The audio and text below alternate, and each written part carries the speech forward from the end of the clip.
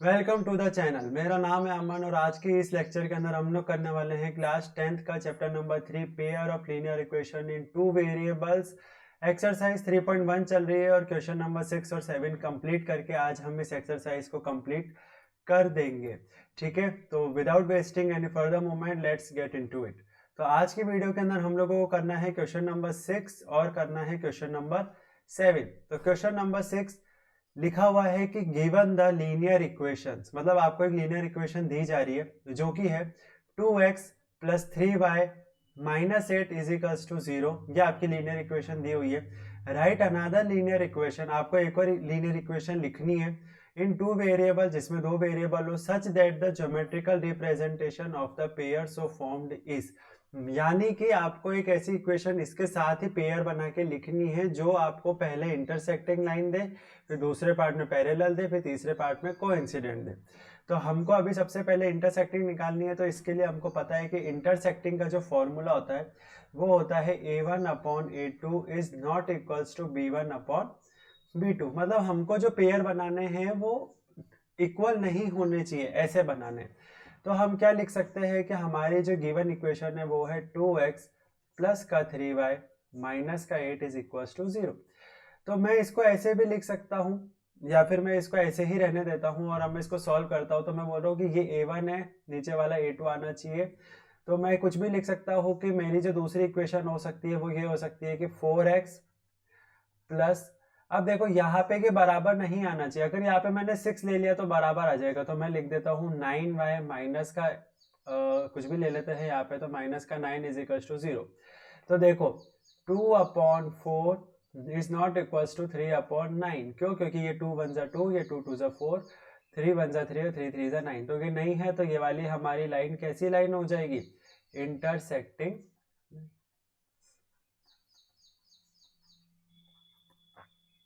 इसी के next part पे चलते हैं जो कि है पैरेलल लाइंस। अब पैरेलल लाइंस में हमारा क्या फॉर्मूला लगता है? a1 upon a2 is equals to b1 upon b2 but not equals to c1 upon c2। तो हमारी जो गिवन इक्वेशन है वो कुछ इस तरह है 2x प्लस का 3y माइनस का 8 इज इक्वल्स टू 0। तो हमको इन दोनों को बराबर करना है, तो मैं इंटू टू कर देता हूँ। तो मैं लिखता हूँ अगली इक्वेशन जो भी होगी वो होगी 4x प्लस का 6y।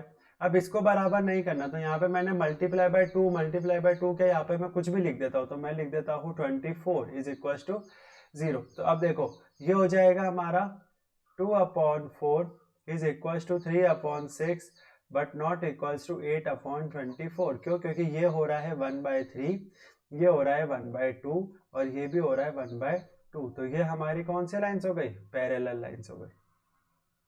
बस इतना ही करना है इस क्वेश्चन के अंदर। ठीक है, अगले पार्ट पे कोइंसिडेंट लाइन। कोइंसिडेंट लाइन का क्या मतलब होता है कि a1 upon a2 is equals to b1 upon b2 is equals to c1 upon c2। सबको हमको बराबर करना है। तो जो हमारी गिवन इक्वेशन है जो कि है 2x प्लस का 3y माइनस का 8 इज इक्वल्स टू 0, मैं बोल रहा हूँ कि इन सबको इंटू 4 कर देते हैं अपन। मतलब हम कुछ भी कर सकते हैं ना। तो मैं बोल रहा हूँ कि चलो मैं जो गिवन इक्वेशन ले रहा हूँ इंटू 4 करके ये हो जाएगा 8x, ये वाला हो जाएगा हमारा 12y, क्योंकि ये 2 4 जा 3 4 जा, और ये हो जाएगा हमारा 32। तो ये हो गया हमारी 0। तो देखो 2/8 is equals to 3/12 is equals to minus का 8 अपॉन माइनस का 32। तो ये सब बराबर ही हो रहे हैं। 1/4 ये हो रहा है 1/4, ये हो रहा है 1/4। तो ये हमारी इक्वेशन कैसी बैठी? इक्वेशन बैठी हमारी कोइंसिडेंट। तो जो भी हमको दिया हुआ था वो हम लोगों ने प्रूफ कर दिया।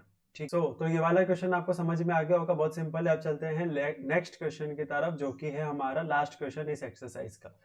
यहाँ पे लिखा है ड्रॉ द ग्राफ। ग्राफ बनाना है। इक्वेशन दे रखा है x माइनस वाई प्लस 1 और 3x प्लस 2y माइनस का 12 is equal to 0। Determine the coordinates. Coordinates निकालने हैं जो भी ट्राइंगल बनता है हमारे इन लाइन से। ठीक है, और उस रीजन को शेड करना है, ट्राइंगुलर रीजन को। तो क्वेश्चन बहुत सिंपल है, कुछ भी नहीं करना है, सेम काम ही करना है। तो पहली इक्वेशन कौन सी दे रखी है? वो दे रखी है x माइनस वाई प्लस का 1 इज इक्वल टू 0। इसको मैं ऐसे लिखूंगा x minus y is equal to 1 minus 1। ठीक है, तो मैं थोड़ा सा दूर कर देता हूँ, -1। सेकेंड इक्वेशन दे रखी है 3x प्लस का 2y माइनस का 12, इसको मैं ऐसे भी लिख सकता हूँ कि 3 ये is equal to 0, 3x plus 2y is equal to 12। अब देखो अगर मैं यहाँ पे x को मान लेता हूँ 0, एक सेकेंड, अगर मैं x को मान लेता हूँ 0, ठीक है, तो मेरे को यहाँ पे क्या लेना पड़ेगा, 0 माइनस प्लस का 1 माइनस का 1, तो ये हो जाएगा मेरा -1 बराबर -1, तो y की वैल्यू -1 आ गई। ठीक है, ये हम लोगों ने करके देख लिया। अब अगर मैं y की वैल्यू 0 ले लेता हूं तो मेरे को x की वैल्यू क्या लेनी पड़ेगी, -1 लेनी पड़ेगी। क्यों? क्योंकि -1 माइनस 0 इज इक्वल टू -1। ठीक है, ये चीज आपको पता होनी चाहिए। तो यहाँ पे आ जाएगा, अगर मैं y की वैल्यू 0 ले रहा हूँ तो नहीं, एक सेकेंड, मैंने गलत कर दिया, यहाँ पे 1 ले रहा था हमने, पॉजिटिव 1 लिया था, यहाँ पे हमको -1 लेना है। ठीक है, ओके। अब यहाँ पे देखो 3x प्लस का 2y इज इक्वल टू 12, कहने का मतलब अगर मैं x को एक बार 0 रखता हूँ, अगर मैं x को 0 रखता हूँ तो ये पूरी टर्म 0 हो जाती है। और 2 इंटू वाई, मैं किससे मल्टीप्लाई करो y की वैल्यू, मतलब कि 2 इंटू 6 करना पड़ेगा, तो y की वैल्यू कितनी आई, 6 आ गई। ठीक है, सिंपल चीज है ये तो।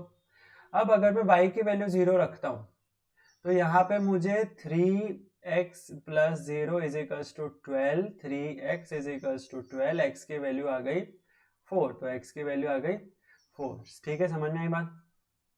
अब चलते हैं हम नेक्स्ट पेज पे और हम बनाते हैं ग्राफ। तो यहाँ पे मैंने आपके कोऑर्डिनेट्स लिख दिए हैं। ये है हमारी पहली वाली इक्वेशन जो कि थी x minus y is equal to -1। ठीक है, x minus y is equal to -1, और ये वाली इक्वेशन थी हमारी 3x plus 2y, 3x plus 2y is equal to 12। ठीक, तो हमको अब सीधी लाइंस को ड्रॉ करना है। तो पहला वाला जो इक्वेशन है वो मैं रेड से बनाऊंगा, दूसरी वाली में ब्लू से बनाऊंगा लाइंस। तो अब मैं लाइंस बनाऊंगा, तो मैं पहली इक्वेशन की लाइन लूंगा रेड पेन से। तो x अगर 0 है तो y है हमारा 1 पे, ये हमारा पहला पॉइंट आता है।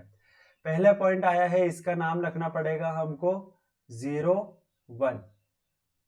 ठीक है, अब दूसरा पॉइंट है, y हमारा 0 पे है। ठीक है, y हमारा 0 पे है, लेकिन x हमारा -1 पे, तो ये हमारा पॉइंट हो जाएगा। तो ये वाला पॉइंट का नाम रखना पड़ेगा हमको -1 0। ठीक है, ये आपकी एक लाइन बनेगी। अब दूसरी लाइन को मैं ब्लू कलर से डिनोट करता हूं।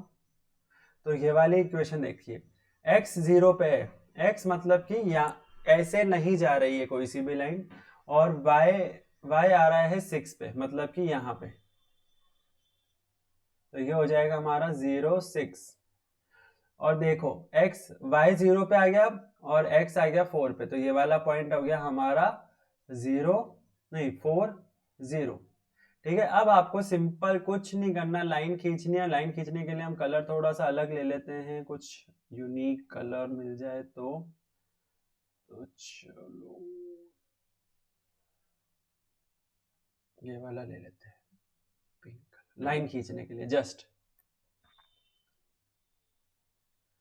अब देखो यहां से एक लाइन स्ट्रेट जाएगी और एक लाइन यहां से, एक मिनट,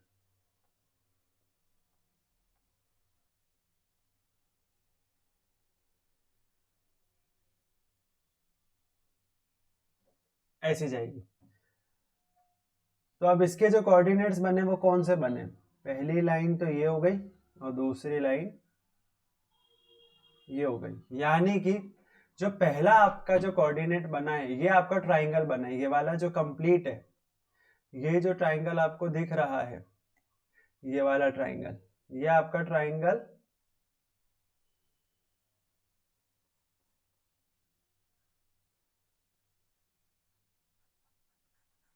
ये वाला आपका ट्राइंगल कंप्लीट ट्राइंगल बना है। तो इसके कोऑर्डिनेट्स बताने हैं अब आपको। ठीक है, ये वाला पूरा ट्राइंगल के कोऑर्डिनेट्स बताने हैं।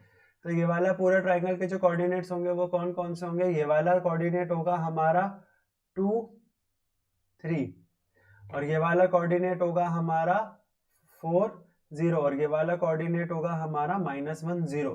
तो मैं इसका ऐसे लिख सकता हूं कि जो वर्टिसेस ऑफ द ट्राइंगल हैं वो हैं हमारे -1 0 पे, 2 3 पे एंड 4 0 पे।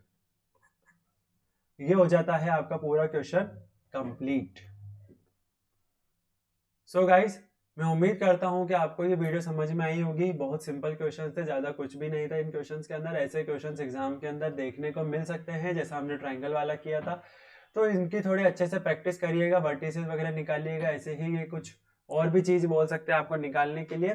तो मैं उम्मीद करता हूँ कि आपको एक्सरसाइज 3.1 अच्छे समझ में आ गई होगी। अगर आपको समझ में आई है तो प्लीज़ लाइक करिए, शेयर करिए और सब्सक्राइब करिए चैनल को, शेयर करिए अपने क्लासमेट्स के साथ। मिलते हैं नेक्स्ट वीडियो में, जब तक के लिए बाय बाय, टेक केयर, जय हिंद।